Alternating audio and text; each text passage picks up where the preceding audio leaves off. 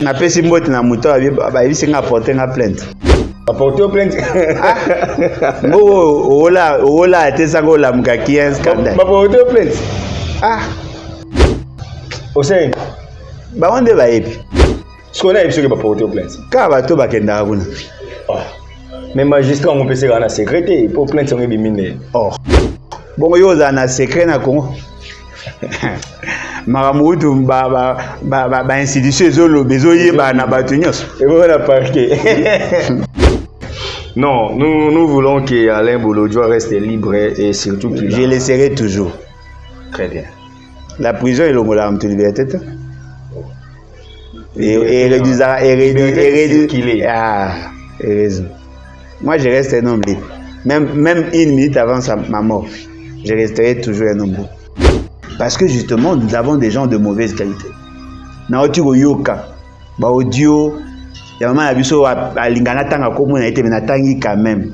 Soka osika ba to coopérer ka un jour. Aoloba. Mobai na ye azana passe secret za la ralisu te. Nyonso bozoloba, ata soki bosali réunion ya conseil de sécurité. Ba secret nyonso wana ebima kaka. Mboke komi saité. Mboke komi mabé. Il y a aucune vertu, il y a aucune qualité. C'est pas comme ça. Vous parlez de l'infiltration au bandé vous lancez. Je vous dis, le fait seulement que boa bata polo bilobé là, tout ce que vous savez, munguna yebi yango. Mais c'est que munguna yebi biso to ebité. Et c'est pas normal. Voilà pourquoi Togo gagner guerre. Non mais Anthony beaucoup l'accuse qu'il est belge. Non, l'accuse pas. Papa Naya Yoka Zoloba. Yoka Zoloba. Congolais au regard à disposition à constitution de constitution Zoya. Non, Abelou Mambana Lelo, non? Oh, mais constitution Lelo. L'application de la loi dans les temps. Yoka Nazoloba te. Papa Naya le biba na ba belge. Attendez à moi nete. Yo maso no obet. Netinga ba na ba congolais. Yeba na ba belge. Si vous moi naïe à belge, si vous renoncé à la nationalité belge, alors il est congolais. Mais est-ce que ces messieurs ont mérité le lot de fan d'abord nous réfléchir? Il faut changer la constitution pour la membre exclusivité à nationalité. Pour que personne na bana na biso o ba bima libanda ba na possibilité à koya kozonga ba candidat. Oui, mais pas à la présidence. La classe politique nous déçoit. Il y a un problème de qualité. Au moins, si le pays est dirigé par des gens de mauvaise qualité, il m'a habitué à la bêtise, ça nous bouffe le temps. Hein. Ça nous éloigne de plus en plus de vrais défis. Hein. Les débats aujourd'hui au Congo deviennent stériles. Pour que les choses changent, il faut qu'il y ait le renouvellement de la classe politique. Et là, il faut intéresser. Alors, Félix Tshisekedi voudrait faire de son fils un dauphin. Bon, qui dauphina est la nene. C'est-à-dire qu'un papa mort est néwana. A oué peut vous appeler moi un némoropé à néwana. A commissaire peut m'occondiquer à néwana. C'est pas comme ça. Moi, il suffit seulement d'avoir un nom, l'argent pour devenir président. Bon, moi, on le voit pas blague. So, bon, maintenant, imaginez notre fan de Boé. Kabila, 18 ans. Félix Tshisekedi, 10 ans. Après, paf, on les remplace par Anthony. Bon, on le voit beau à l'IOTO, Bende. On s'allie chez moi, on les lit, hein. Kabila, 18 ans. Félix. Venez là, tu recouvres à Boti, tout le monde peut présenter Malonga, tu peux te couvrir. C'est pas possible. IDPS, Bazaba socialiste, d'après ce qu'ils vous disent. Mais allez voir dans leur comportement. Ce sont des libéraux. Bango, Baza, qui vivent dans l'opulence, dans la tendance idéologique na Bango. Un président de la République qui ne peut pas vivre dans l'opulence. Tout c'est fait pour l'intérêt à la société. Mais Bango, le lot, comme qu'on préférait les intérêts capitalistes, les intérêts personnels. Les dépenses de luxe au bazo sala. Dans la tendance socialiste et dans la tête, on privilégie les salaires. On privilégie l'ouvrier. Les anciens premiers ministres soutiennent l'initiative du chef de l'État sur la mise en place d'une commission multidisciplinaire qui sera chargée d'évaluer et d'analyser l'actuelle constitution. Ils se disent prêts à contribuer pleinement à ces débats de société dans la perspective d'apporter les réformes nécessaires et fondamentales dans l'intérêt de la République. Mais balobi nini pour tant que tout le monde document toyo boulot ne ba réfléchir sur quelque chose de grand. Ba belote, vous me on la fils mukoko. Ba changer constitution balobi. Nazo lo bawa, vous me on la fils mukoko. Balobi ba changer constitution. Oh eza ba déclaration ba Timothée le noir et ainsi de suite. Mais awa balobi nini, balobi elote. Tu vois nga tant na oyo ba kombo je me dis oh Papa Kengo Muzitu Mabimulumba, les généraux, docteur, bango tout wana ba emina bato amaye le belé. Mais bota document na bango spécial. La seule chose on a moni, même les signatures, est impressionné là-dedans. Bon mon ara Félix c'est qu'il s'est déplacé et pas Kengo te. Tout le monde.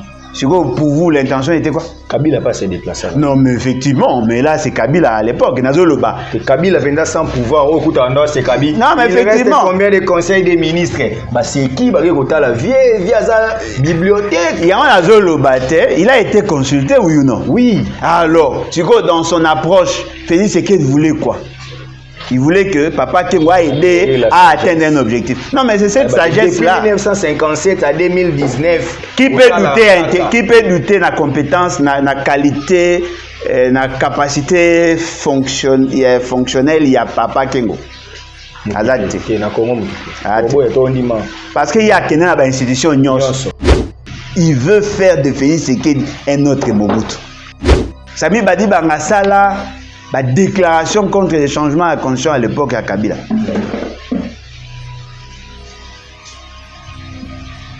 Non au changement à constitution. Ne touchez pas à ma constitution. Ne touchez pas à mon article 220. Aujourd'hui, il est dans quelle posture? Quand le mensonge prend l'ascenseur, la vérité prend l'escalier. On a promis, on va donner les jeeps aux députés. Il y aura des jeeps.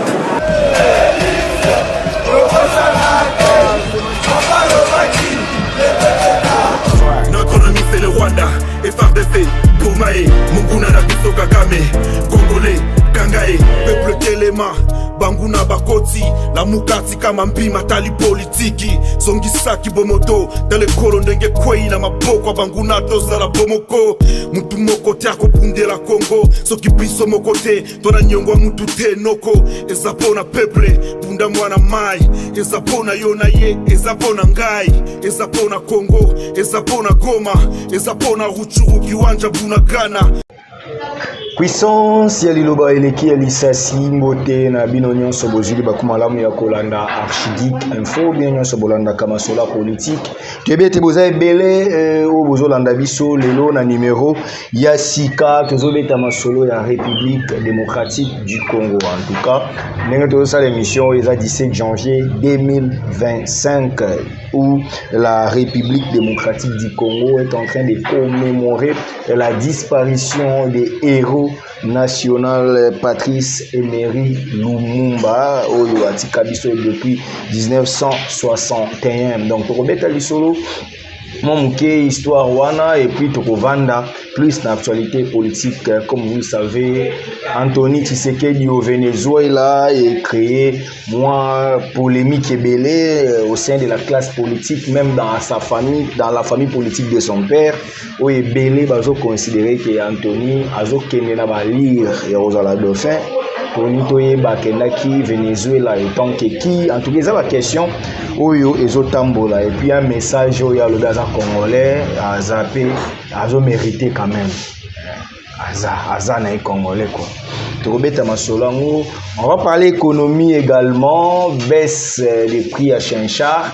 Wana penza mtabengi nga partir à Kasangulu asinga tango koyamba invité na yo président Alain tune soki akondima kendenge poisson kiti kozala pe mamto développement na kati wana et puis problématique ya transport ba grève ba chauffeur ba boy kondima nouveau tarif oyo Bob Amisio ministre provincial ya santé atie pour na ba commettant ba transporteur to solo la mambango tout au long ya émission mambo solo la exactement ebelé je reçois sur ce plateau le président national du parti politique Lèvons-nous et bâtissons Alain Bolodjoa Ibola avec lui ne to beta masolo nyonso oyo tobongisi mokona lelo papa Alain mbote na yo mbote ndeko ngai mbote na balandi. En tout cas merci beaucoup pour l'opportunité na profiter de l'occasion pour nous représenter le meilleur na tous les oubliés de la République, mais aussi il y a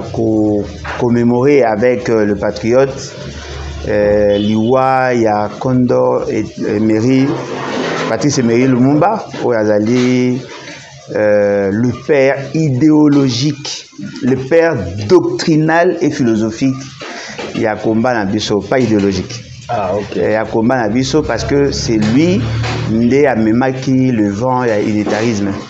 Bisso, toi, va unitariste. Okay. Contrairement à la fédéraliste et ainsi de suite. Et puis au-delà de tout, Azali, Moko, il y a père et indépendance au Babunda, qui n'était pas les seuls. Au Babunda qui va s'allier à ce que le lotos à l'indépendant et plutôt l'indépendance n'a biso global au lieu que tous à la Nengezaki n'a proposition à Batumsou de manière séquentielle. C'est lui qui a été tué parce que justement à l'Obaki Makambo Batumsou a Ngoyokate. Pourtant il avait raison. Si vous autant que le baranabiso que bangonde babunda pour la liberté d'expression, n'a mis posé la question oh Lumumba Koufela il a combattu. Et puis il n'a pas été tué seul. Batunde basa la lecture mort biaisée. Bakanisa ke bakufa 3, bakufa 3 te bakufa des centaines. Oh bakufa pour le même fait. Parce que le 15 au Ezoya il y a février to commémorer depuis 1961 le 15 février Tilelo to commémorer Peliwa il y a appartenait à Lumumba oh bakufa na bakwangana na Congo central. Basé belé totanga bango bakombo probablement tout au long de l'émission. Très bien. Lumumba o bino bondimaka Lumumba o yaza père ya doctrine père doctrinal ya lebat Lumumba na bana avant on akota na mambo unitarisme okita somo ezaka kombo na ye motivation comment nini pa ko Lumumba utala wapi et puis neni bino so bokoma ko préférer ko célébrer Lumumba que okita somo. En tout cas cet aspect des choses na s'intéressa na ngote na s'intéressa na ngote couleur à suki na ye taille na ye combo na ye origine na ye ça m'importe peu. Yango moni pe na s'intéressa peu mingi te na bana na ye bien que to lobela ngo mingi par rapport à option bazwaka au bobengaka lino. J'ai eu même à travailler dans ce sens avec l'un de ses enfants. Bien que tu aies na suka pour mona na pété, mais ce qui importe pour moi, ce sont les idées forces. Oya Mimaki. Très bien. Unitarisme, mais lelo yo lokola oza unitariste. Lumumba unitariste. Ba fédéraliste pe to reti ba chombe ba ba fédéralisme mais siko lelo pe na Congo toza na régionalisme constitutionnel. C'est l'unitarisme. Ouais, état unitaire décentralisé. Exact. Donc lelo yo kolobake eza doctrine na bino nezo diriger. Ah mais bien évidemment. Voilà pourquoi nous nous battons pour que Badba comprenne en bien petit cas.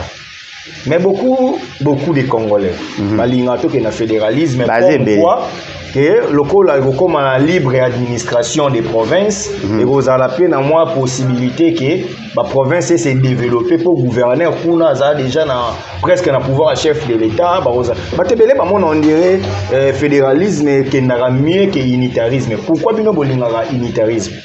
Non mais tous les états développés nyonso ba fédéraliste était. Unitariste msoupe ba longa pe dans d'autres pays. Alors donc il y a question et option. Au moni le fait d'avoir opté pour le fédéralisme et kozala madame même dans le cadre du fédéralisme au Comune l'État a toujours une main mise sur le province. Et il y a un autre unitaire fortement décentralisé. C'est-à-dire Toboyi, pour reconnaître un certain nombre de compétences dans la province pour nous garantir la maîtrise de la vision sécessionniste. Parce que n'oubliez pas que dans notre histoire, bien que Félix Tshisekedi a s'intéressé à était au regard à Esika Outela, mais c'est qui est vrai, il y a eu des tendances sécessionnistes dans ces pays. Bobo Sanate, le Katanga, est développé qui tendance sécessionniste. Bobo Sanate, bon, bien qu'ils aient une sorte d'appendice, ils allaient qui na Bakwanga.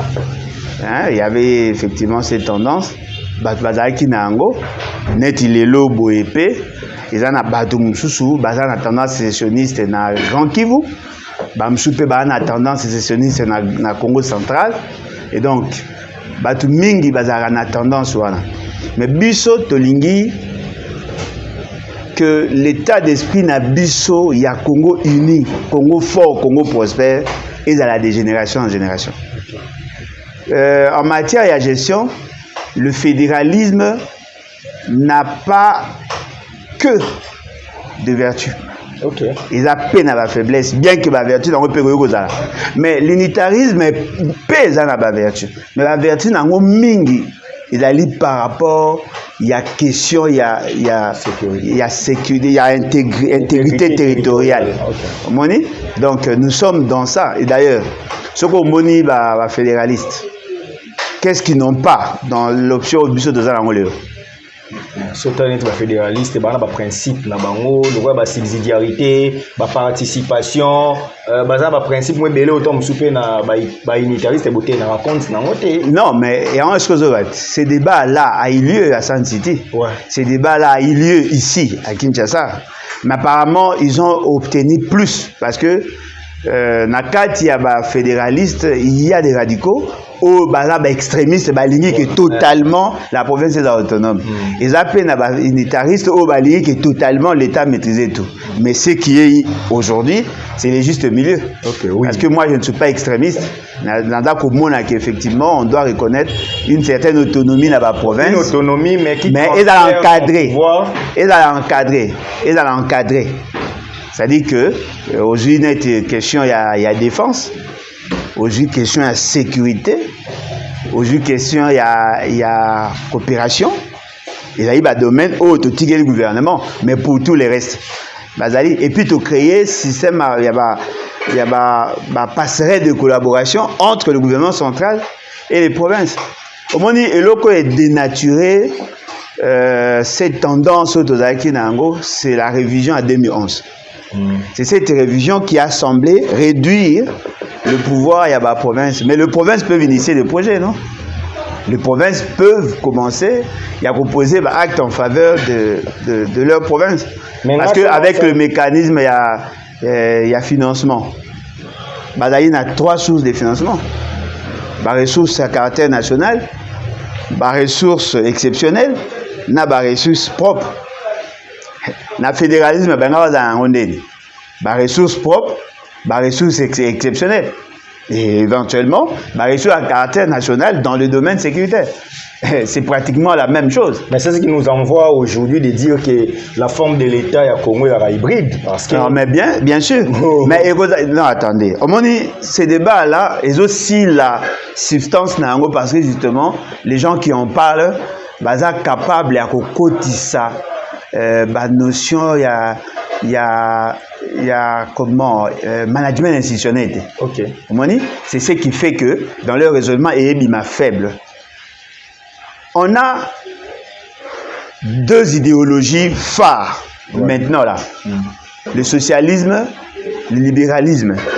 Mais allez voir, il y a des pays tels que nous, par exemple, on a une économie sociale de marché. D'après vous, ils ont type nini. Ils ont hybride.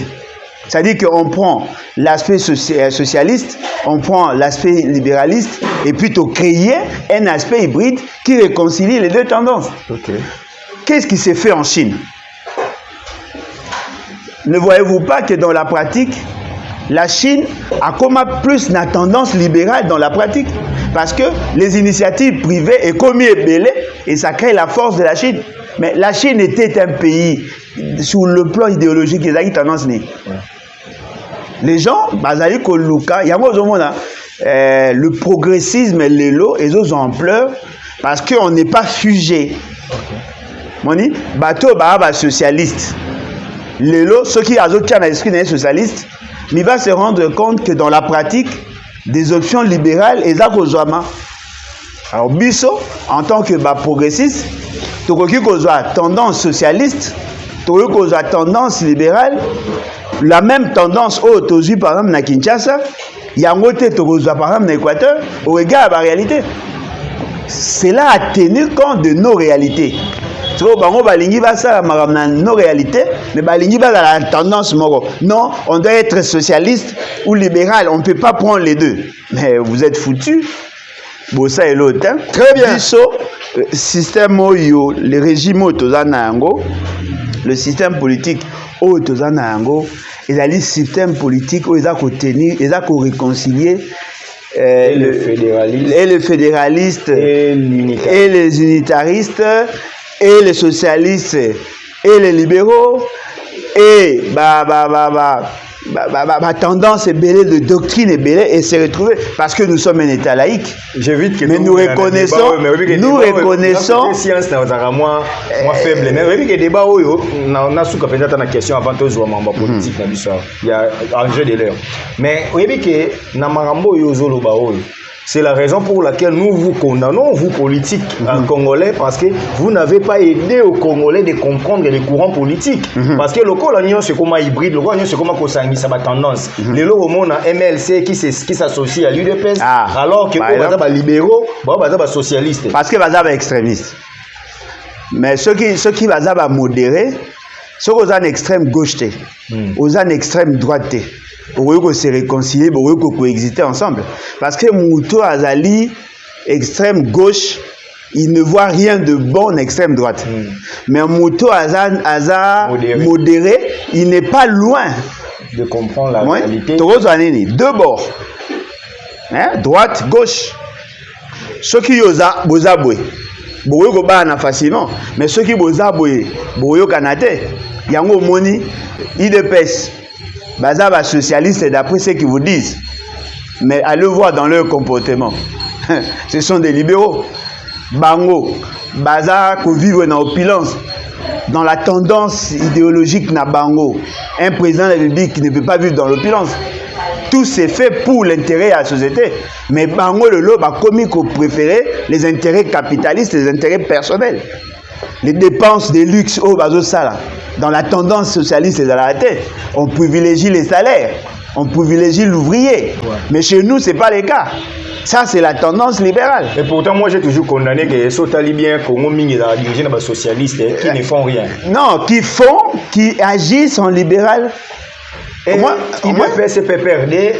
Oui, il aura pouvoir, mais tendance. Non, ils peuvent avoir une même tendance, mais sur le plan idéologique et doctrinal, il y a un problème. Ce que Bango, c'est que la ligne, c'est que Bango, c'est socio-démocrate. C'est-à-dire qu'ils prennent pour la démocratie. Mais allez voir, la démocratie n'existe pas. Comment un parti le quoi peut perdre? Il n'y a qu'un seul gourou qui peut être candidat, qui peut envisager être candidat. C'est-à-dire que si lui n'est pas là, personne n'est là. Et c'est lui qui doit décider sur qui doit postuler à sa place. Même chose avec l'UDPS. Alain Bolo, il faut aider. En fait, j'aime des émissions pareilles. J'aime des émissions scientifiques.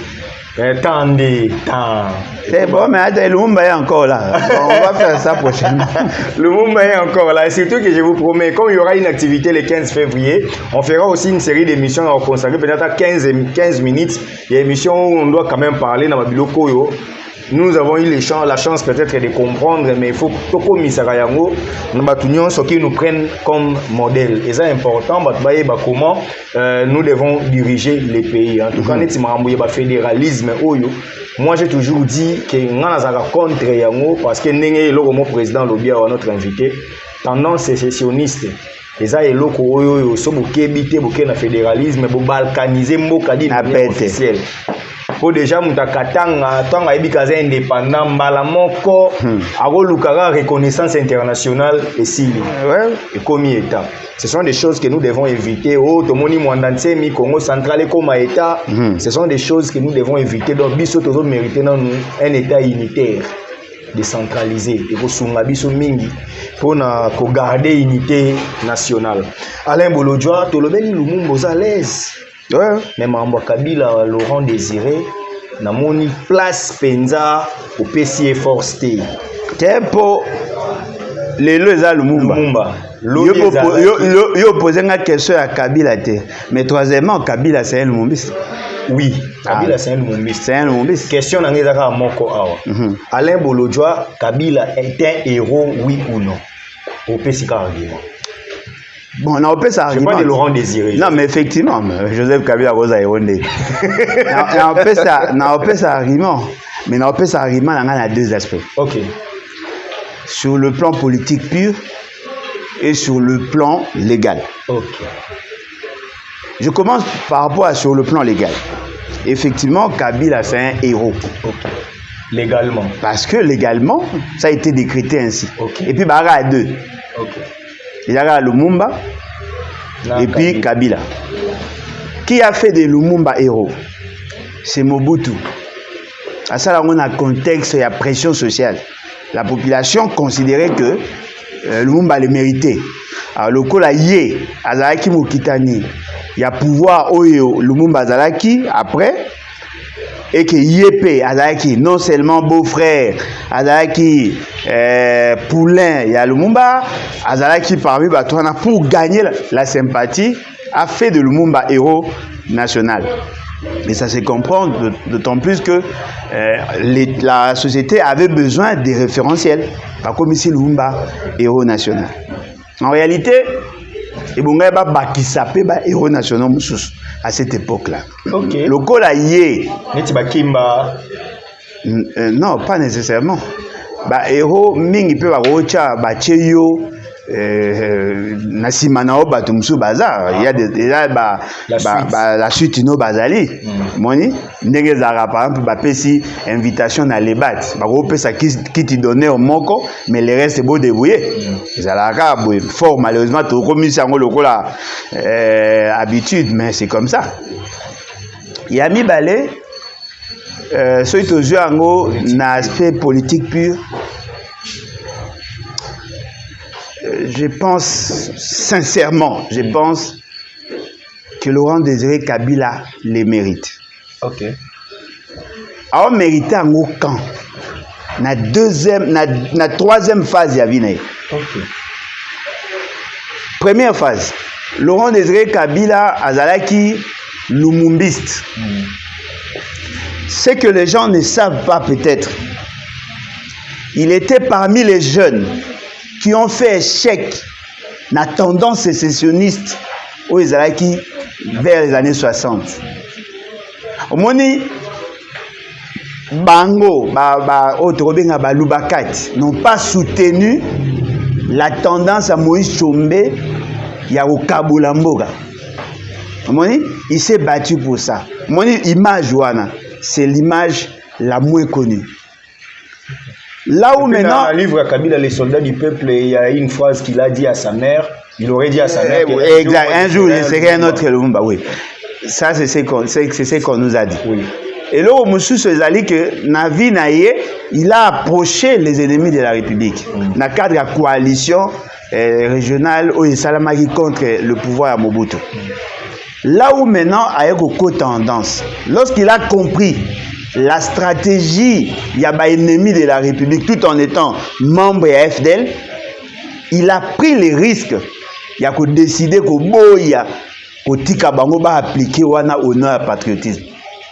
Vous comprenez? C'est-à-dire que non, voilà, on va vous aider à combattre Mobutu. Parce que déjà au départ, il faut tout dire que Laurent Désiré Kabila n'était pas leader de la FDL. Ouais. C'était qu'un simple recruté. Et rôle, il y a communicateur. Il y a même rôle pratiquement dans Etienne Tshisekedi. Vous comprenez? C'est autant que avancer. Rôle pratiquement Etienne Tshisekedi. Ah.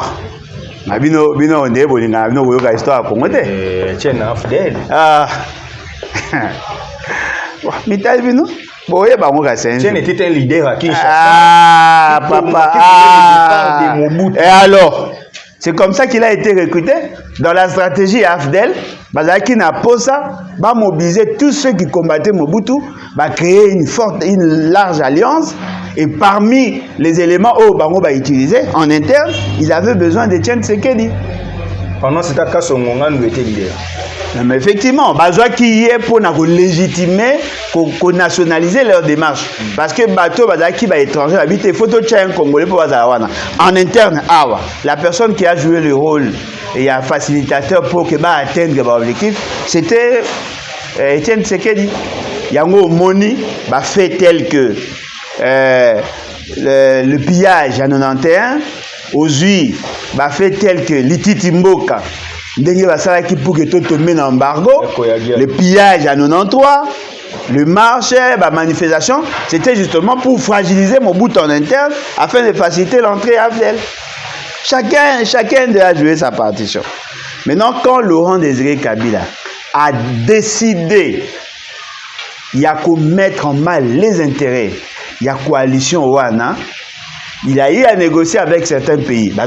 Facilement. Mais le Rwanda s'était entêté. Il y a un autre maki na ba combat. Ce qu'on s'est fait là. Oh, Monique, que le pays était dans tant moko y a éclatement. Quelqu'un s'est levé. Abi n'a jamais trahi le Congo. La population s'est reconnue en lui.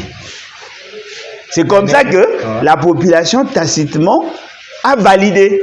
Mais n'est-ce pas aussi, c'était un aveu de faiblesse parce que déjà, la faute était tellement lourde que même si l'acte patriotique est venu après, mais ça n'a pas pu réparer la situation telle que donner la cartographie militaire aux étrangers, telle que faire des alliances qui pouvaient que faire disparaître l'État. Ne voyez-vous pas que l'acte patriotique n'a pas pesé par rapport à la situation actuelle et à infiltration? Non, non, mais attendez, Batolobara infiltration, l'infiltration, ils ont qui stoppé. Ok. Biso Morone na Buzoba na Biso Tozongsa. Laurent Désiré Kabila a laissé 0 Rwandais dans l'armée, dans nos institutions. Au moins, le mot est vrai. Ils ont dit que moi j'étais membre, il y a un parti politique. Quand les gens disent yo, vous êtes un kabiliste. Ah oui, je l'étais. Mais on a kabiliste, non, on a apparemment tout le monde est kabiliste. Parce que le régime qu'il y a aujourd'hui, là, le régime kabiliste. C'est le régime tshisekidiste. Oh, mais Tshisekedi, c'est né. Non, mais attendez. Kabila renverse le pouvoir à Mobutu, oui ou non? Oui. Kabila impose un nouvel ordre politique, oui ou non? Kabila met en place les institutions, oui ou non? Oui. Kabila a choisi Félix Tshisekedi pour être président, oui ou non? Alors, qui sont là? Ce sont les kabilistes. Une institution en dehors de Félix Tshisekedi qui est gérée par un Tshisekedi. Ceci tu vas comprendre. Il y a des gens... La primature est gérée par une dame de l'IDPS. Oh, mais cette dame a travaillé avec Moukoko Samba. Tant Moukoko Samba a ministre à Kabila. Akimara, Netibareni, Massamba, Pebayara. Oh, bon, Ngasko na Sara Wapi. Pour Nani, Nga Kabila, c'est pour Nia Rosa Kabila. Si vous avez une vidéo, vous avez discuté na Nderomo ya munene boya IDPS au bando boya za docteur. Ah, mais yozo lo bara maramba. Yozo lo bara mambata inaende. Ya za munene. Yo lobi aux agents ya bon lo bando on a des missions nga mais ba misusu ba découvrir yo aux agents na ministère à plan babi omoni mutu na yo azalaka né déjà mutu ana banda kala za mutu fonction publique a kosa nini kotoyo est-ce que lui ne peut pas par l'incompatibilité ba comprendre maramba à travers et je suis sûr que à force ça vous a permis Etienne Tshisekedi comment l'État ne fonctionne. Il y a la vie à battre même les raisonnements est bébé. Maintenant on a bien clairement. J'étais agent, j'attendais la régularisation. Bayeko bimisa arrêté pour n'appeler ça sur numéro matricule. Ils m'ont approché pour n'avoir bisanga avantage na rozwa soki na ndimi na tendance na bango na renoncer naturellement je na perdre ni na bango parce que basala stratégie ndeni bango moko bazui basali erreur matérielle ba changer ba kombo na biso ba tie ba kombo ba tumsusu mais moi j'avais déjà renoncé. Moi je suis pas lié à l'état parce que l'acte checking est lié à l'état le fait que na renoncé qui na yango je ne suis pas agent. Pour ça, même quand j'ai travaillé, je n'étais pas payé. Mon hein? La démonstration. La politique, mais Alain Bolodjo. Donc, Kabila est un héros. Non, mais il est. Félix Sekei a vénéré ça. Félix Sekei a reconnu ça. Et d'ailleurs, quand Félix Sekei a fait de son papa cordon, grand cordon, comment il y a un acte grand cordon au rang, il y a Kabila, héros Kabila Lumumba. Vous comprenez? À ça, grand cordon, ndenge mona ba papa wemba, ndenge mona ba lutumba simaro, baza la même rang. Parce qu'au titre, ba PC wana, na chancellerie na bino ezani. On reconnaît le nani, non? À cause ba militant na comme ici papa héros, habité à ça zéro. Oh, à comme ici papa Kassavo, c'est faux. Toi, on a 2 héros, mais 2 autres sont bas chanceliers, bas chevaliers, bas msouba, bas grand cordon. Très bien. Voilà. Bon, to tigi côté wana, to tamboli moi mingi côté wana déjà invité na biso yebisa biso. Lelo na politique ya Congo, to moni vraiment les anciens premiers ministres. Une représentation. Certains. Na cité. Représentation un groupe des anciens premiers ministres. Exact, ça c'est bien. Mais eza sikoyo, eza sauvé na image ya mutu mo a travaillé pour les Congolais tout. Papa Léon Kengo Wadon. Tomoni papa Léon, tomoni papa Sami Badibanga, tomoni papa nani susu. Bon, bazaki wana, ancien premier. Papa Adolphe Muzitu. Na Morondo Bosan. Moko nana. Non, mais faut Lukat. Yo me poser question. Namoni ngatangi na cheche. Na cheche aika 4 ka moka na tangi. Na tangi boye. Les 5. Un groupe des anciens premiers ministres baye ko la réunion. Na réunion na bango ba kei ko soutenir. Et loko yo bino bozo boye. C'est-à-dire la problématique des réformes constitutionnelles, changement, révision, ndengezolo. Ma président a 2 tendances. Il y a ceux qui soutiennent les changements et ceux qui soutiennent la révision. Mais je reste dans les débats. Pour tout ça, sur 3 mois, on a un débat on a des émissions. Aux hommes, on a dit que bateau besoin de gérer Mboka. À la tête de l'exécutif, na biso ya bicéphalisme bayebi mboka bien, balobi que on doit bouger la constitution. En quoi ça vous dérange, vous qui êtes resté ici, vous qui n'avez pas encore géré na mboka, mais bozo boya ba expérimenter au balingi mboka et changer constitution? Bon,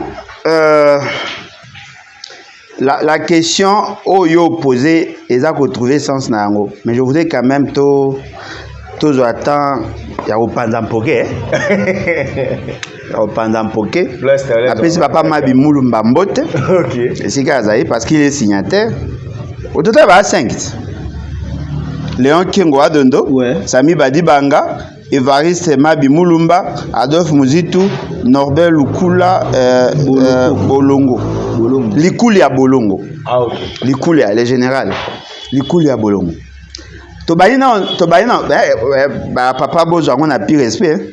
Nani na coopérateur. Kave Mabi Mulumba na ayebingate. Le général Koulia, tout le monde en est déjà une fois. Le vieux Sami de chaque. Papa Kengo, na mona reto la moi amke. Bon. To bananano basali en tête. République démocratique du Congo bazui armoirie à pays bâti. Parce que tant que bâti armoirie, d'après vous, ça donne quel caractère? Un caractère légal normalement. Les armoiries à pays. Un caractère légal. On parle l'État. On parle l'État, c'est-à-dire qu'il y a symbole, il y a pays. Dites-moi, comment des gens qui ont eu à gérer des pays, ça et les locaux sans qu'il y ait portée légale, portée politique. Yoka, déclaration des anciens premiers ministres. Ça, c'est quelle institution? C'est pas une institution. Alors, déclaration des anciens, ça, c'est quelle instance décisionnelle?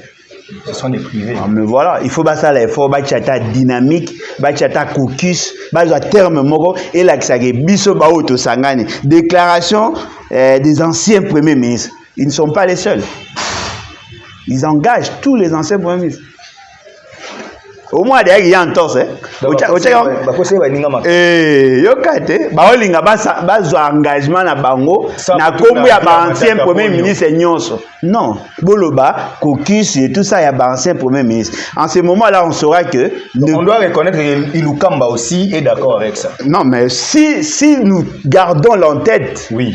Ilukamba, Matata Pogno, Sama Lukonde, Batunyoso Bazaka, ba premier ministre, Banaka. Gizenga, bien qu'il est décédé. Gizenga, bien qu'il est décédé indirectement, Baché. Au moins, déjà qu'il y a un problème. Basali de la République démocratique du Congo. Ce que vous imaginez, ceux qui moutumou à Banda, à Monibo, au Congo, il y a un caucus, il y a un ancien premier ministre, ils ont le pouvoir de statuer sur certaines questions. Alors qu'en réalité, c'est pas ça. Aucune disposition légale. Aucune, ça n'existe pas. On peut comprendre qu'ensemble, il y a un gouverneur qui a la déclaration. Parce que c'est conditionnel. Mais ancien premier ministre, ils n'ont que ça comme statut. Ce n'est pas une fonction. Mais ça, il est quand même armoirie Yamboka. Yoka. Réunis ce mercredi 15 janvier 2025 à Kinshasa, les anciens premiers ministres, ont fait un tour d'horizon sur la situation sécuritaire, socio-économique et politique qui prévalent au pays de Lumumba. Qui prévalent au pays de Lumumba. C'est justement parce qu'il coïncidait Natal Lumumba et il y avait un Lumumbiste. Nakati na bango, il y a un lumumbiste. Yewana, Muzitu. Après, à l'issue des échanges, les anciens premiers ministres déclarent ce qui suit. Ils ont le droit de se réunir. Ils ont le droit de faire une déclaration. Mais bemi yango ce qu'on a formé à Mabé, on a reproché à bango yango ils ont continué. Yango moni pe ba gérer moi bien pendate. Les anciens premiers ministres déplorent et condamne avec véhémence les multiples agressions dont le pays fait l'objet dans sa partie Est et encourage le chef de l'État à poursuivre les efforts sur tout le front, tant diplomatique que militaire, afin de résoudre cette situation qui perdure depuis plus de 30 ans. Ils invitent le peuple congolais à participer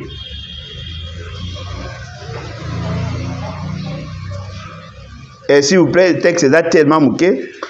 En particulier, la population de l'Est du pays a accompagné et soutenu le chef de l'État et le phare d'essai dans toutes les actions de terrain en vue de gagner cette bataille qui n'a que trop duré.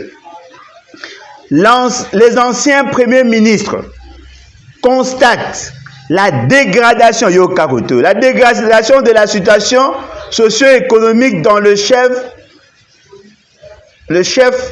nos populations de manière générale et de fonctionnaires de l'État en particulier.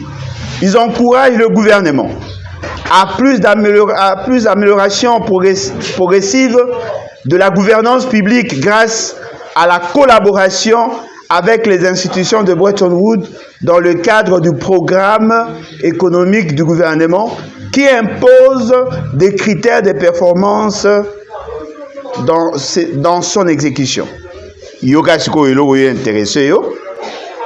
Les anciens premiers ministres soutiennent l'initiative du chef de l'État sur la mise en place d'une commission multidisciplinaire qui sera chargée d'évaluer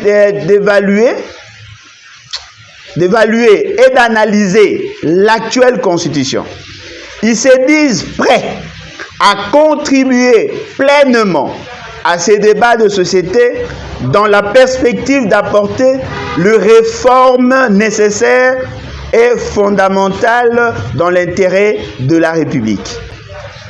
Enfin, les anciens premiers ministres invitent les uns et les autres à la retenue et surtout à privilégier l'intérêt supérieur de la République. Ils veulent quoi? Parce que dans la déclaration, je pense que bien qu'il est mis bien été. Mais au moins, vous avez compris la quintessence de ce qu'ils ont voulu faire passer. Ils veulent quoi? Balingini. Balingi va soutenir, va côté la commission. Non, mais ils veulent quoi? Qu'est-ce qu'ils ont dit? Des substantiels. Et l'autre. Ah, papa. Balobi l'autre. Balobi nzale zambo pas ces enfants. Ouais, mais balobi nini? Parce que bango ba ancien premier ministre. Population za na pasi mokonzi. Mais balobi nini? Pour tant que tout le monde a document toyo boulot ndé ba réfléchir sur quelque chose de grand. Balobi l'autre. Vous me connaissez la fils mukoko. Ba changer constitution balobi. Nazo lo bawa. Vous me connaissez la fils mukoko. Balobi ba changer constitution. Oh les a ba déclaration ba Timothée le noir et ainsi de suite. Mais awa balobi nini? Balobi et l'autre. Tu vois, quand on a eu un combo, je me dis, oh, Papa Kengo, Muzitu, Mabi Mulumba, les généraux. Docteur, eh, bango tout ana ba emina ba to amaye le belé.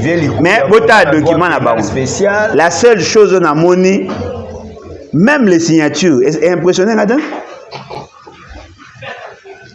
Aujourd'hui, on va tout ba ko sanga ba mais pour ne rien dire. Bino et bangisi odi. Non, et la question au bangisanga te. Na moi na ngande l'autre. Peut-être si vous avez que c'est un faux document, je peux comprendre. Faux document. Les anciens premiers ministres constatent la dégradation de la situation socio-économique dans le chef de la population de manière générale et de fonctionnaires de l'État en particulier. Alors, peut-être les documents à ma peut-être les documents passent sous ma commis. Documents est authentique. Non, mais il faut vérifier. Bah ebisibino ke bango baza prêt à la commission permanente pour évaluer la constitution du 18 février 2006 telle que modifiée et complétée. La mise en place d'une nouvelle constitution ou d'une constitution révisée, et ils sont partants. Non, mais ils sont partants, mais ils vont apporter quoi? Ils apprennent au Manini. Mulumba est expert en économie, professeur. Oui. Likoulia est expert en droit. Oui. Kengoa Dondé, docteur en droit. Oui. Sami Badi Banga est économiste. Oui. Mouzito est économiste. Oui. Monité Keso Basangani wana bombe. Awande, faut maïlo ane bima. Na moi n'entend? Oui, da communiquer kaka. Mais à lobby, goût qui baza après. T'es à lobby, oh, ce qui est bimé n'est pas fils mukoko. Moutou toi mon normal. Vous savez l'autre. Il faut les fils mukoko mimi. T'es n'attend que rapport yenda référence. C'est parmi au cadre il est pèse. Bon attends un petit Timothée le nom. Il est pas moi na maman. Avec l'autre. Tu vois, bon mais maintenant imaginez. Ça va susciter débat. Ah, vie bakutana qui oui. Qu'est-ce qu'ils ont pondu? C'est communiqué, c'est déclaration. Na bani bino de on en tête. Mais moi je considère que pour lobby, les autres anciens premiers ministres sont d'accord. Sinon, ça fait des jours déjà il a communiqué. Tout le monde a dit non, pourquoi vous n'avez pas. Cette déclaration n'engage que ces signataires. Bas 5. Boto Bandaras. Première législature. Parce que cette constitution est bandie en 2006. Ouais. Papa Kengo Azali Moutia, deuxième république. Ouais. Comparons alors la constitution à deuxième république qui a fait de lui premier ministre, dont il n'a pas pris l'initiative de changer, tout comparé à la constitution il y a 2006. Yebisanga Sikoyo, quand Papa Kengo était premier ministre, quelle était la fonction du président? Le président avait un pouvoir totalitaire. Ouais. Vous savez que c'est la constitution qui a fait de Mobutu dictateur. Ouais. C'est ce qu'il veut. La constitution des impairs. C'est ce qu'il veut. C'est ce que Félix Sekedi veut. Il veut avoir le pouvoir des cabinets. Même le général Likoulia, c'est le dernier premier ministre de Mobutu. Effectivement. Parce qu'il y a chaque gouvernance moko atypique avec les militaires. Ouais. C'est quoi Yebisanga? Papa Kengo a été consulté par Félix Tshisekedi bien avant la déclaration. Pourquoi? Papa, boye denganga pena koma le roi Mobutu. Ah, je sais comment. Tout part par la Constitution. Tu vois, musique. Non, mais attendez. Tout ça, la chronologie des faits. Ouais. Bon, mon ara Félix c'est qu'il s'est déplacé, il part pas qui côté. Tout le monde. Pour vous, l'intention était quoi? Kabila n'a pas se déplacé. Non, mais effectivement, mais là, c'est Kabila à l'époque. Kabila venait sans pouvoir. Oh, écoute, c'est Kabila. Non, mais effectivement. Reste combien de conseils des ministres? Bah, c'est qui? Bah, la vieille bibliothèque. Il a été consulté, oui ou non? Oui. Alors, tu vois, dans son approche, Félix Tshisekedi voulait quoi? Il voulait que Papa Kengo aide à atteindre un objectif. Non, mais c'est cette sagesse-là. Depuis 1957 à 2019. Qui peut douter de la compétence, de la qualité, de la capacité fonctionnelle, il y a Papa Kengo. Parce qu'il y a une institution, pouvoir judiciaire, Azalaka. Pouvoir exécutif, Azalaki. Pouvoir législatif, Azalaki. Même l'administration publique, Azalaki. Même dans l'enseignement. Il était procureur de la République en 57. Et effectivement, il a mené beaucoup de réformes dans ces domaines-là. Mais Awato Beta, la position politique naïe, il veut faire de Félix Tshisekedi un autre Mobutu. Ok. Alors, vous connaissez Sami Badibang, pire vieux. Sami Badibang a ça là. La déclaration contre les changements à la Constitution à l'époque à Kabila.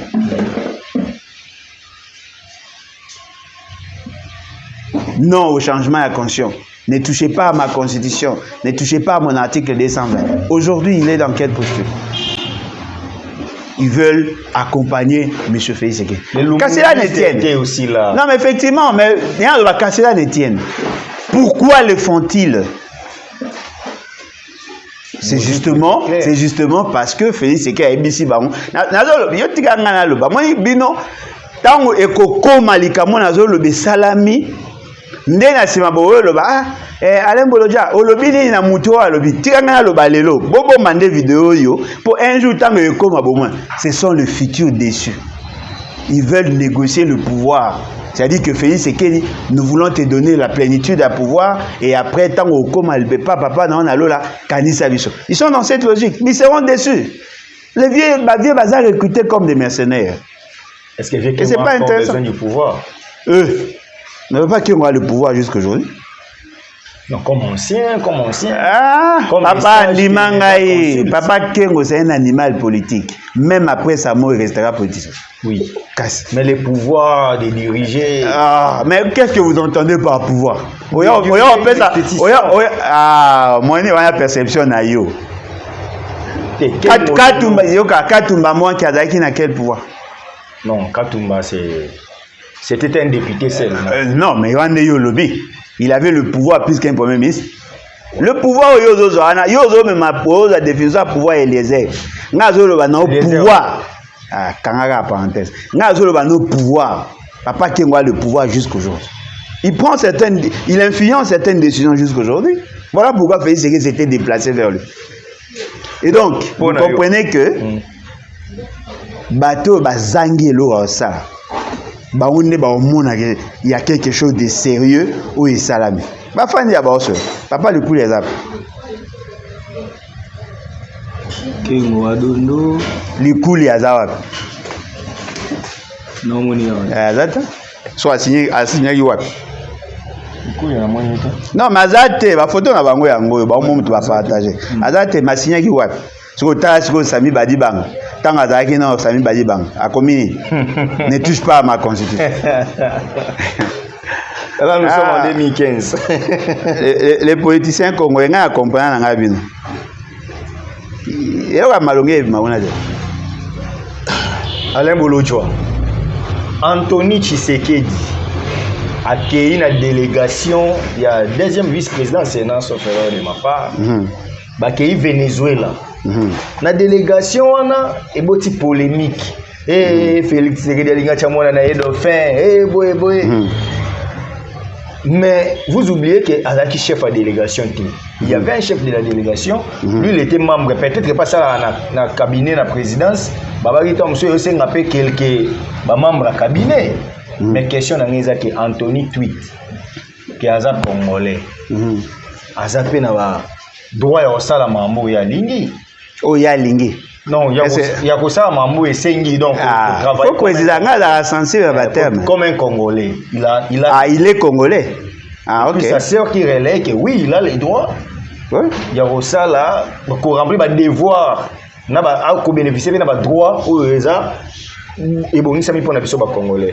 Est-ce que c'est aussi un sujet où il faut te fendre là Tomi Tuna sur Anthony père dauphin de son père oui ou non est-ce qu'un politique nous a boué Alain Junior sur il est bimi na ba capacité à koma à ça là oh yo papa ça là qui robo ya rapport à moi en biologique. Bon, au Sangisi maman Mbele ba aspect belé. Il ne mérite pas d'être président. D'abord, il ne pouvait pas aller. Anthony, c'est un mandataire public. Oui. Il agit pour le compte d'une entreprise. Et là, ils ont comme ça battu, ils ont pour bango ba moni cette fois-ci. Mais apparemment, Azara Ming n'a pas de délégation. Il vous souviendra tant que papa n'a kenda kimba alboso ba yambaye na Émirats Arabes Unis. Anthony était là avant. Avec une équipe d'avance. Et d'ailleurs, quand son papa entrait dans la salle, Anthony était déjà là. Peut-être Boluka va vidéo à Boromona. Tant que na Qatar, même chose. Mais bon, vous imaginez, si on vous apprenait que Anthony Azali PCA, il y a Sikomine. Bolobani. C'est un mandataire, non? En tant que mandataire, à qui n'a pas à Tambola. Il n'y a pas de délégation accueillie. Mais la grande question, quelle est l'importance de cette délégation? C'est ce qui doit vous préoccuper. Qu'est-ce qu'ils sont allés chercher là-bas? Parce qu'au regard de nos réalités actuelles, au regard, il y a pression que nous avons en interne. Il y a certains voyages, ils ont apparaître inutiles pour l'État, mais utiles pour la préservation du pouvoir. Qu'est-ce qu'ils sont allés chercher là-bas? Parce que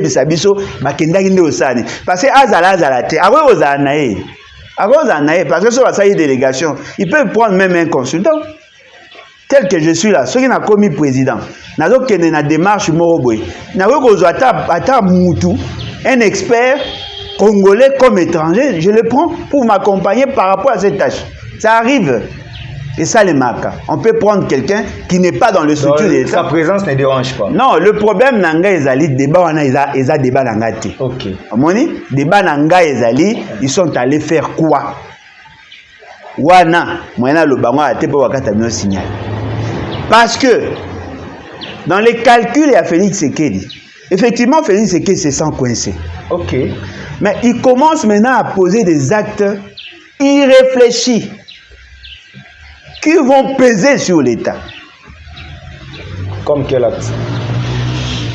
Mais il faut déjà que il y a certains dossiers moyens de développer en pour ta sécurité. On met la liberté d'expression, non? Et liberté d'expression, nouveau d'expression. Si.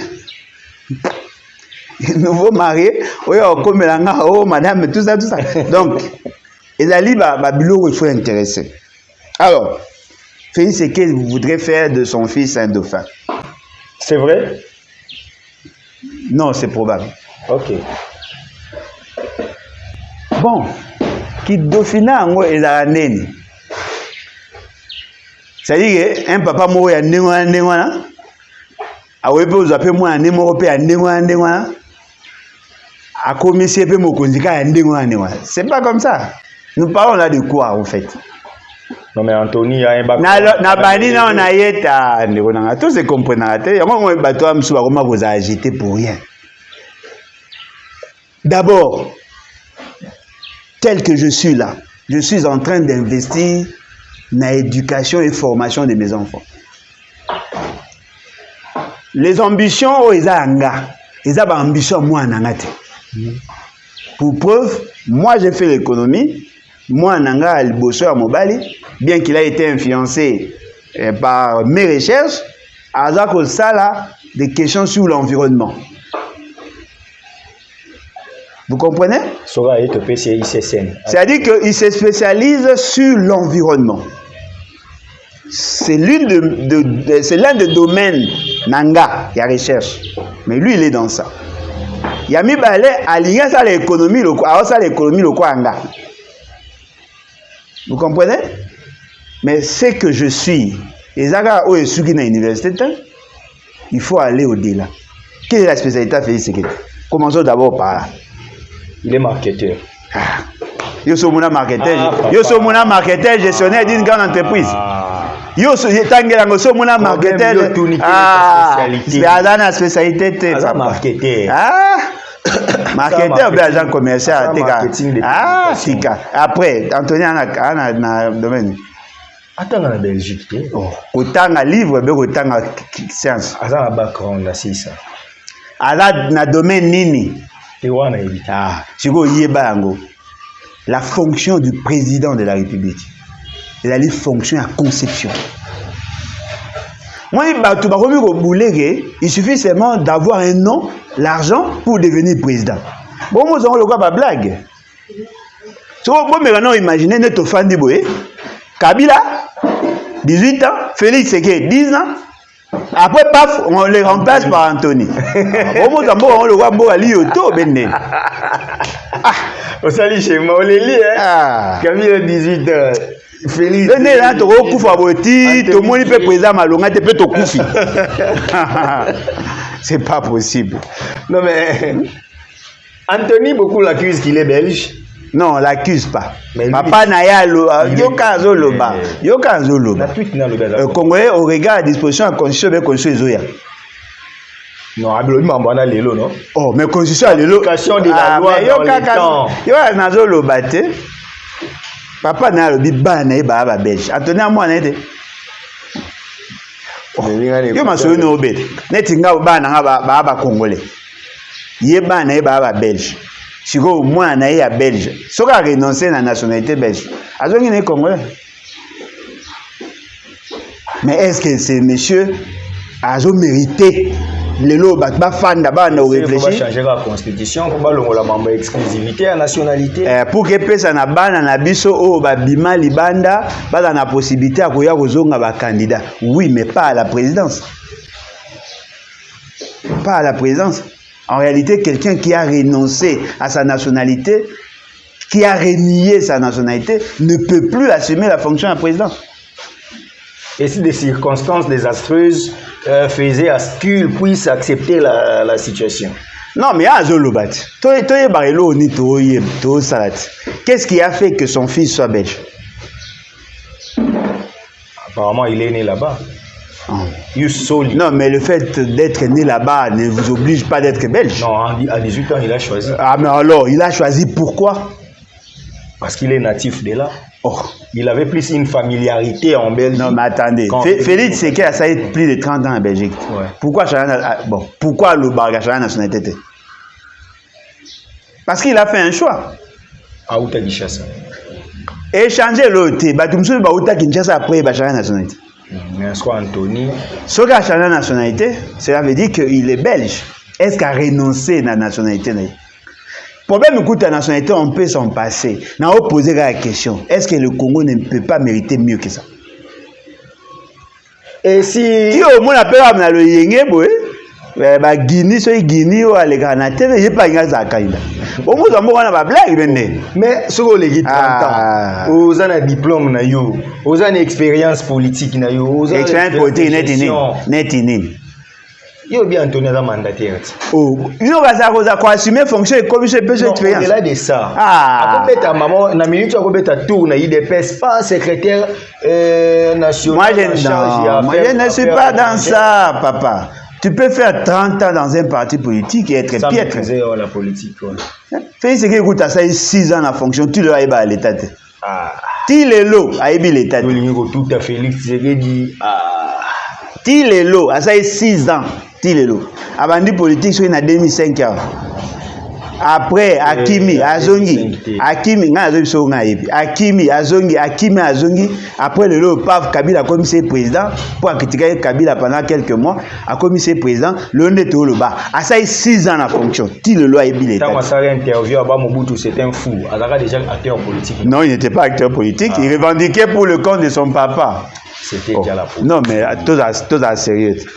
Nanda Unanga, bana tout va par la politique. Je comme si on va politicien. Tu étais membre de l'IDPS Belgique. Non, mais bazaka membre parce que zaki na cop moye bandeko ya wana. Benelux. Cop ya carte. Ba bana ba bangunda. Souka na cop.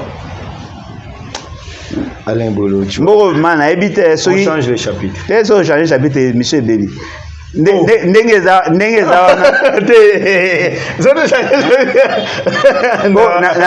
nazo mona ndenge batu baza ko traiter question à pays avec autant de légèreté. Attends, so to changer chapitre. Tozonga kawa. Daniel Mukoko akitisi Thompson. Yo seka qui est l'émission précédente. Daniel Mukoko akitisi Thompson. Kasaloba qui a l'accès biso liste ya babiloko Abi akitisi Thompson. Ya kutai na combien? Elongwe zaki na 20. Non, ya kutai na combien? Yo ka ba doni non mais on c'est en question. Thompson moi tozonga kawa. Ezaki na 22 000 francs. Ce qui rame. Et comme il a 18 000. 4 000 elongwe. Na décembre ezaki na 22 000. Avant décembre ezaki na combien? Tenga azui na 22. Te na bandi livre na décembre. Te na bandi na décembre. Te poto yeba ekiti, il faut tous appris des références et si katango ya kotaki en fonction. Ezaki comme na 22 000. Ram à Thompson 22 000. Ram ya Thompson 22 000. Oui, longa te. Bobeta masoni. Ram à Thompson combien? Thompson est longé 22 000 et comme 18 000. Non mais Ram Thompson est dans un carton à 3 RAM. Ram est commis combien? Ram à Thompson est commis combien? Ram à Thompson est commis combien? Thompson est beau bêta 18 000 au watt. Na wenzi. Est-ce que oui mambo bolo ba? Boye ba gravité. Yo ka yanzo est-ce que boye bi gravité mambo lo ba? Stani. Yebisa bango, ata na commentaire, yebisa bango. Kilo à Thompson eza combien? So il grand mais eza économie 18 000. Kilo à Thompson eza 1800. Normalement. So yo so Mark Thompson à 1800 mbo. Ah, na fait second. Ah! Bolo ta beneni. On a beau créer paradis na bino illusion ou tout ça. On dit Mukoko teka Keiti Thompson. Simon Thompson est kilo combien? Pardon? Ok, 8500. Kilo à Thompson 8500. Ram ezaka 10 kilos. Si vous avez bisanga, nandi mari, Ram à Thompson comme 18 000. Non, ni moté. Non, ni moté. Ma soni bo beta. Bolo tabilo et mata kala. Moi biso tant de zara. Moi j'ai géré na bande ko somba ba provision à bandako. Depuis que j'étais adolescent. $100. À l'époque à Mobutu, na Laurent Désiré Kabila. Ça me permettait d'acheter un carton de poulet $30. Ram et carton à Thompson $28. Sac à l'os à 50 kilos $28, $30. Ma sombi 5 litres à mafuta $5. Sachet à sucre et bandé qu'on va essayer entre $3 à $4. Après dans sombi na tomate. Lelo, so pesi moi si na 20 000. Ndenge na yebi ba formule ba maman. A kosombela yo demi kilo ya Thompson. Asombelo mupiko moko ya 3000 francs, to ya 3000 francs ya ndunda, to ya 5000 ya pondu. Awe osombela o desa komba los, ba formule ba mama basara na weze bino boyebi yango te. Bo tika bilobela. Bilo ekitike. Mais ate ekiti par rapport à nini? Na période ya décembre basara rétention à stock, ba toi ba masara prix na ndenge na ba na luenge. Soki prix ezongi na prix ya kala avant ba matisa prix, bo benga ngo okitata. Ekiti na nini? Tuna madame passe à yoga so akewezi. Tuna ye. Bino mozo ngo yoka bo mi sujet o swani sanga. Ekiti wapi? Mutabengi na Kasangulu. Abituni la biso papa président. Lokola awa Thompson ekiti. Akobetela ta Mukoko maboko te. Asala boye. Olega benga yo ana WhatsApp. Akanga prix affiché na chambre froide. azwa facture, asa la capture d'écran, bakanga ngo photo, atindela yo. Parce que oh yazo loba. Na onga yebe ko ganta. Oh cosa. Ça galos à 25 kg 75 000 francs. Ouais. 75 000 80 000. 75 000 francs. Ça équivaut à combien? Na yesi nous ngana somba loso na combien? 50 kilos. Pour balos à 25 kilos, et kalaté. Et là raté. Quand on était enfant plus. Eh là 50 kilos. Mais les lots aussi balos na combien? L'os à 25 kilos comme pratiquement à 27 à 28 dollars. Botika lo yenge, on a un sentiment boloba. Si vous besoin, si vous prix à biloko, vous calculez si vous par rapport il y a pouvoir d'achat, par rapport à la rémunération de la population. L'État fout à la population na bon ati na tongo. Salaire ya congolais ça peut servir à ça ati. So otindi langa message ou le balanga na beta mabo. Ba otindo Otindi la blague. Alain Bolodjoa dossier ya transport. Ba chauffeur. Ya ngope kiti. Ba chauffeur akinba oui transport ekiti. Ah, na soli yo beta. Ah, siko ekiti wapi? Agrévé. Parce que ministre alobi carburant pe na pompe c'est kitaki. Bozo pe transport. Na pompe, heureusement préciser carburant na pompe ekiti. Carburant ekiti te mais na pompe ndé ekiti. Ça c'est une précision de taille. Pour batumi ba okaye confusion. Donc balingi sko ba foot ça biso kaka magasin il peine 3000 2000. Donc les bâtiments 1000 francs na ba chauffeur ba siliki. Mabe hein? Non, mais attendez.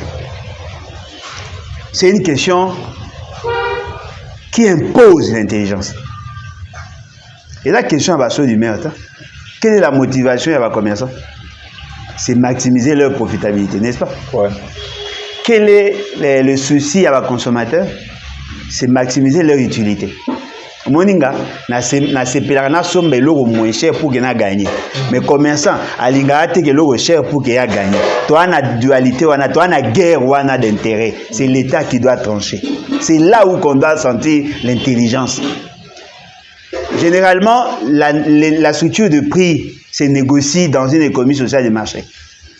Se négocie. Bobengi, ba propriétaire à véhicule. Bobengi, ba représentant, il y a ba chauffeur. Vous comprenez? Bobengi, ba représentant, il y a ba consommateur. L'État, aïe, le droit de travailler dans le cadre du régionalisme, la province, le gouvernement central, ba fandi, ba réfléchir. Quels sont les composants et éléments à structure de prix? Quels sont les composants à structure de prix? Il y a tel élément, tel élément, tel élément. Ma femme va dire, ok, par rapport à tel élément, tel élément, tel élément, le coût global de la autant, les recettes prévisionnelles autant. On calcule, ok, marge bénéficiaire de la est normal. En ce moment-là, vous levez l'option de fixer les prix de commun accord. Ce n'est pas consensus. Ce ne sont pas les décisions du type gendarme n'est que trouver solution. Na pekisi mutamati prix. Oui, mais il faut déployer Batou pour veiller à ce que les décisions n'aient pas eu salima. Mais attention, les gens qui sont dans ces secteurs peuvent aussi décider de ne pas appliquer votre prix tout en gardant leur véhicule à la maison. Ce que yo l'État dans la moyenne. Yo ont mis imposé dans un secteur aux athées. Ah mais bien sûr, bien sûr. Bino bo boulot de débat mo bandile e banda kala ti. Mais ville pe na ba bis na mo ba transport. Ya wana zo bisa yote. Omoni biso to boulé le roi débat mo bandile. Et ça débat kala depuis Mobutu. E bandile yote Mobutu pas kuta mo ifeza.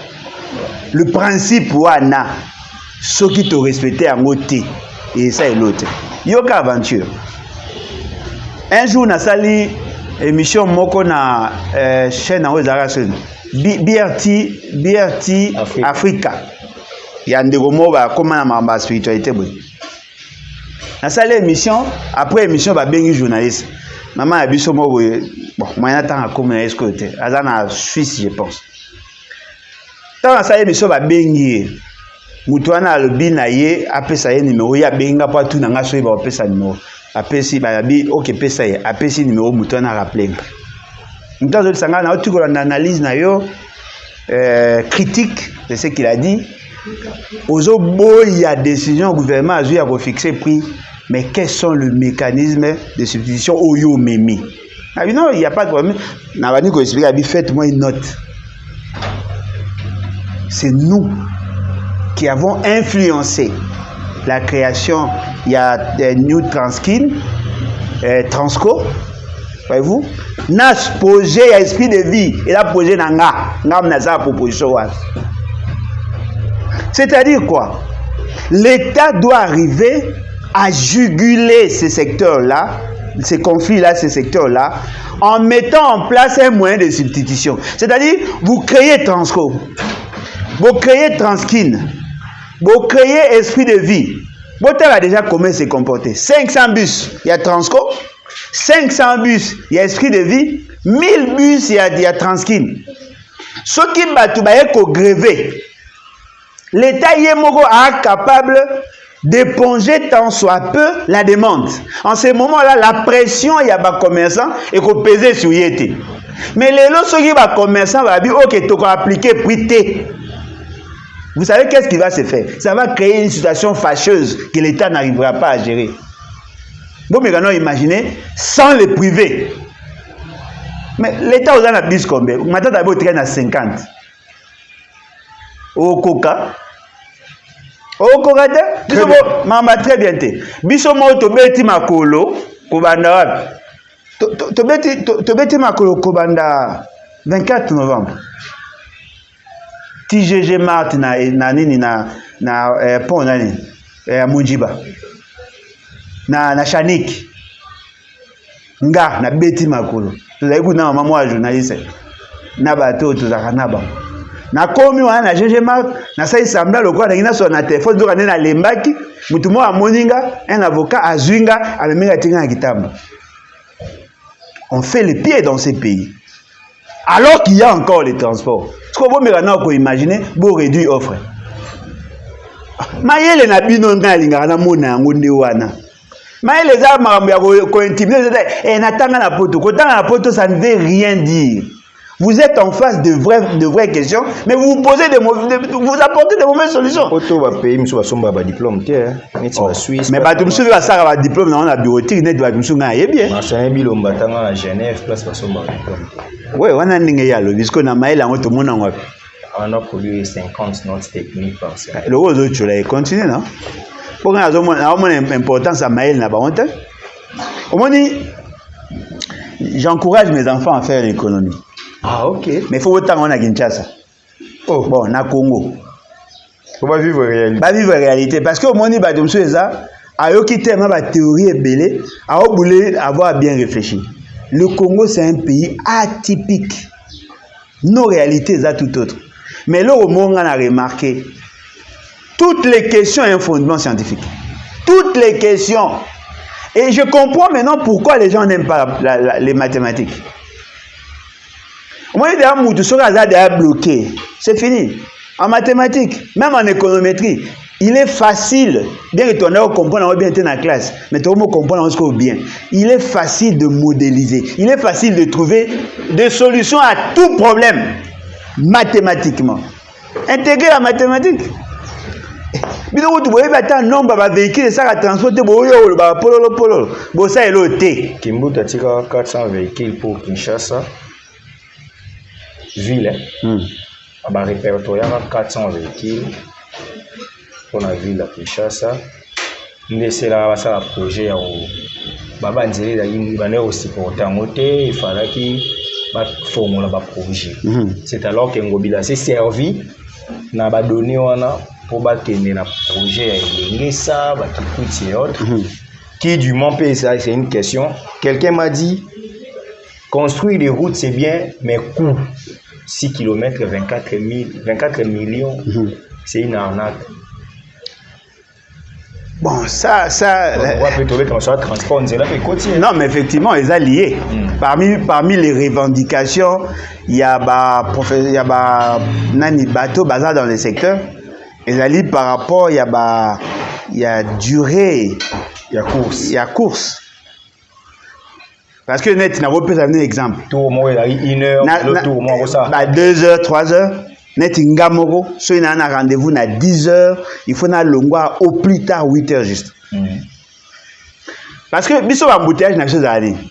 mutuka moko azo dévier libulu azwi bino 5 minutes soki aleki il faut botikela banda wana mpe eleka po dévier libulu il faut kota na banda baninga esala ke tozwa temps mabulu abo eza ebele mosusu ezali position ya base qu'on appelle le parking mosusu ezali batravaux bazosala oyo esila ya te bakangi banzela mwa bakangi nzela il faut bocontourner bomeka na oimagine soki ozali na chancellerie soki okende ifasiki nzela wana eza okanga il faut bima wileri okoti à partir avenue soki avenue okende na mai mwana oyo ifasiki okoti wana mpo okende dites-moi bato tu baconcentre esika moko alors toza na problème à moyen on a 155 000 km de route oyo toa nango na Congo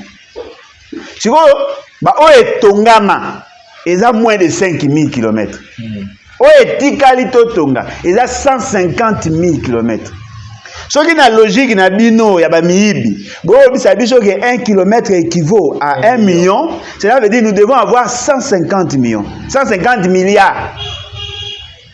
Or, il y a certaines routes, 6 km et 24 000.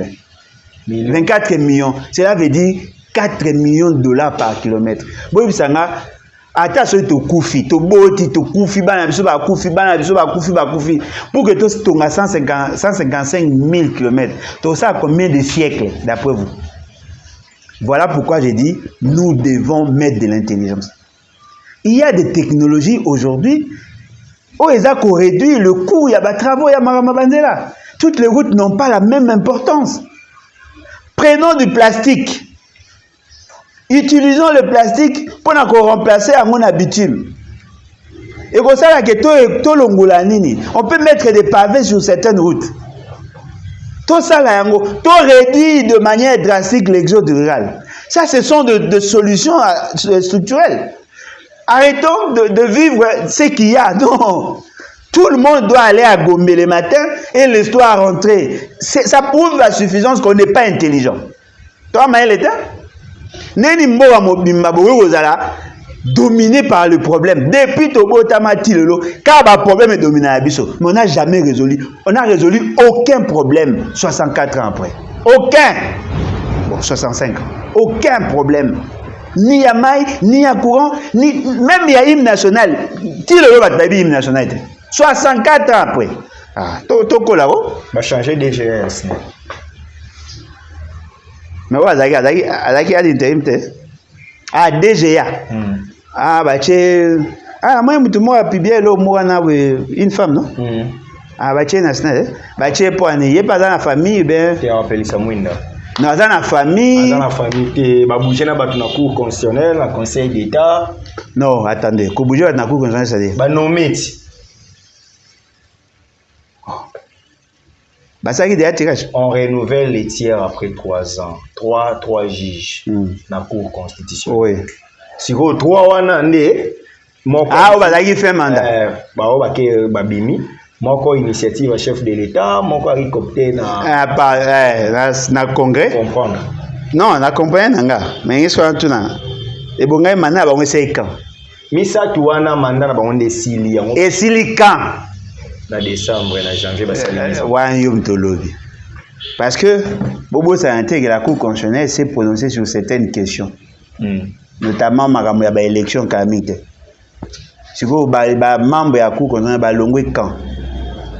Avant de se prononcer ou après? Comment on peut ça les sous? Pourquoi il a réfléchi le gars? Non, mais quand on imagine. Non, ceux qui va longuer d'après, ceux qui va longuer Mikolo ya. Mais ceux qui avant wana, bah c'est prononcer. Il y a un lobby. Le quoi va longuer bango lobby. Et que bango, bah statuer qui sur la question électorale. Ou ça m'a qui n'a pas circonscription, ça qui n'a retard. Cela veut dire que l'acte au bango bazuana, c'est inconstitutionnel. Parce qu'il n'avait plus mandat, il n'avait plus le droit d'être de siéger dans la Cour constitutionnelle. Ça relance un autre débat. C'est aussi c'est monsieur. Mboga va scandale. On a l'élo. Une Cour constitutionnelle inconditionnelle. Ah. Tu as une chance, c'est une cour constitutionnelle. Inconstitutionnelle? Non. un juge à cour constitutionnelle au mandat expira. Donc il y a glissement dans la cour constitutionnelle. Non, il n'y a pas eu glissement. Il y a eu un moment de survivance des actes. Ah. Ils ont pris des décisions en tant que juge alors que maintenant il y a ici là. Tu as la chance de... Parce qu'il fallait qu'il acte à Sima. Ah. Et après, et le mollet. Tu as la chance de... Bon dimanche que toi une chance. Aussi c'est mission de l'eau. Et si là. Parce que Moutamba représentant la. Au bas monsieur Sili, à vous la représentant ngati. Retirer na Mambozolo, retirer Mambolo. Mais c'est lui qui représente l'opposition au gouvernement, non? Oh, mais lui c'est un Tshisekedi. Non. Bon, Kabilo Tshisekedi. Non, c'est opposition républicaine. Mais il y a opposition, il y a comme on est comme ma famille. Il y a un pouvoir, on doit défendre le pouvoir, mais on est opposant. Moi tiens ma bogo le 1er février. Agata dans ce qui. Ça c'est des désordre. Comment il y a opposant dans un pouvoir? D'ailleurs, lui s'oppose contre qui? Il s'oppose contre les opposants. Lui s'oppose contre les opposants. Mais opposant. N'importe quoi. Il y a des rames qui vont faire. Moi, de la fin, on va numéro. Bon. Nous allons exhorter nos jeunes. Ne faites pas comme nous. Faites mieux. La classe politique nous déçoit. Il y a un problème de qualité. Au moins, si le pays est dirigé par des gens de mauvaise qualité, il m'a habitué à la bêtise, à marque. Ça nous bouffe le temps. Hein? Ça nous éloigne de plus en plus de vrais défis. Hein? Les débats aujourd'hui au Congo deviennent stériles.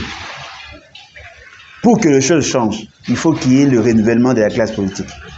Je vous exhorte, vous les jeunes de mon pays, faites des choses différemment.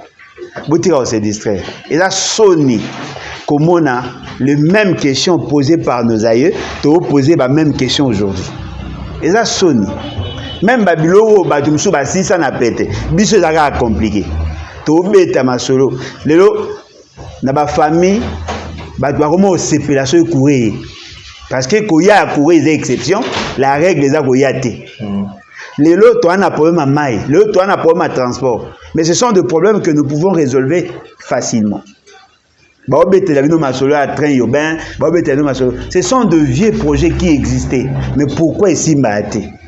Parce que justement, nous avons des gens de mauvaise qualité. Naoti Yoka, audio, il y a un abisso à Lingana Tanga comme on a été menatangi quand même. Ce qu'on a aussi tu coopérer quand un jour. Aoloba, Mouba inae azana passe secret à la réalité. Nyonso bozoloba, ata soki bosali réunion ya conseil de sécurité. Ba secret nyonso wana ebima kaka. Babi audio wana ezali cliqué, c'est un montage. Wana ya lobby. Yenda ko prouver nga problème te. Mais toyoka li solo a Pegasus. Ces logiciels ya ba israélien ou ba metara sur écoute ba nani ba soi-disant ba dirigeant abino. Tosuka. Il y a eu une délégation et Kenara en Israël. Et parmi bateaux ba Kenara en délégation en Israël, ces messieurs-là akufa babi akufa na Covid. Bozo ba su solo bobo ça na mbango Gilbert Mundela. Non. Ko za pe na posa comme na été pour bateau abango ba ebi o na lo. Chaque fois en Covid. To suka wapi. Pour ba tiaka ba dirigeant sous écoute. To suka. Bobongisa magabe. Mboke komi ça été. Mboke komi mabe. Il y a aucune vertu, il y a aucune qualité. C'est pas comme ça. Vous parlez de l'infiltration au bandé vous lancez. Je vous dis, le fait seulement que boa bata polo bilobé là, tout ce que vous savez, munguna yebi yango. Mais c'est que munguna yebi biso to yebite. Et c'est pas normal. Voilà pourquoi Togo gagner guerre. Et à flash. Attends, Willy Michiga que front Togo gagner la guerre. Non, mais Willy Michiga lui-même a dit qu'il a en contact à 80% avec le groupe rebelle. Aouti Siko na Sud Kivu na Bukavu akendaki na front à solo na front ni na Bukavu. Front ni na Bukavu. Message etindi ya mwana. Mais front ni na Bukavu. Ya bika front. Mais front ni na Bukavu. Zelata mutuna. Ah. Il n'y a pas comme quoi intimider batu mingi. Il y a impressionné batu. Front ni na Bukavu. Ba photo ezali na ba soldat. Front nini nde na Bukavu, front nini nde na zotuna. Yo ebire kuna ya Bukavu gereza. Et alors, so nga na olobani. Lokuta pele ka atai na mulaite. Front nini na Bukavu. Bukavu bana guerre. Bande batine on recruter ba jeune ko tsaba. Bove ya apé sur l'âge. Bove ya apé sur âge. Pour un morceau talibien na otaba bilongi muso ya bana ne bana ba mineur. Bo jou apé sur âge. Un jour on sera rattrapé par ce que nous faisons. Merci Alain Bolodjoa. C'est à moi de vous remercier. Na pesi mbote na muto ba yisi nga porter nga plainte. So une invitation na oya. Ba porter plainte. Ola ete sango la mukaki un scandale. Ba porter plainte. Osei. Ba onde ba yepi. Na invitation. Quand na invitation na yete. OK. Ce qu'on a est sûr que ba porter plainte. Ka ba to ba kenda kuna. Mais magistrat on peut se rendre secrétaire pour plainte on bimine. Bongo yo za na secret na Congo. Maramutu ba institution zolo bezoye ba na batunyos. Et voilà parquet.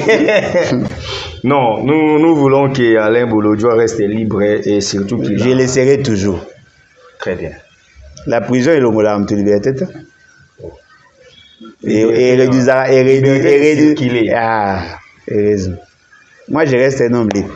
Même une minute avant ma mort, je resterai toujours un homme libre. Merci Alain Bolodjoa. C'est à moi de vous remercier.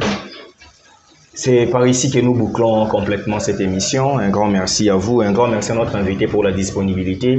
Vous étiez tellement nombreux en train de nous suivre. Nous achevons cette émission en disant peuple congolais, mibundela. Pour ceux qui ont mibundelité, nous t'avons bundela azate. Puissance, Liloba, et l'équipe, Merci.